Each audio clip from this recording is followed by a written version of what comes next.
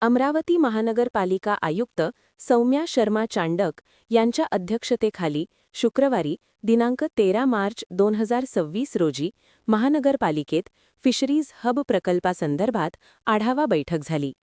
बैठकीत प्रकल्पाची सद्यस्थिती, पुढील कार्ययोजना तसेच विविध प्रशासकीय बाबींवर चर्चा करण्यात आली.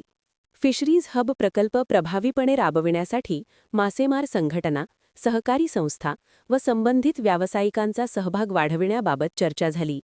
प्रकल्पाचे संचालन व व्यवस्थापन लक्षात घेता संबंधितांकडून प्रस्ताव मागविण्याचा निर्णय घेण्यात आला.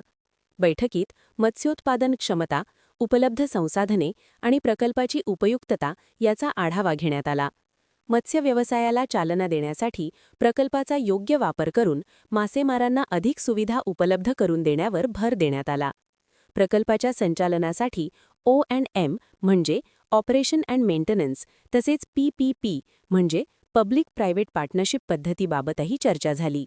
तसेच प्रकल्पासाठी आवश्यक पाणीपुरवठ्याचे नियोजन करण्याबाबत संबंधित विभागांशी समन्वय साधण्याच्या सूचना देण्यात आल्या. यावेळी फिशरीज हबचे नोडल अधिकारी डॉ. सचिन बोंद्रे यांनी प्रकल्पाबाबत सादरीकरण केले.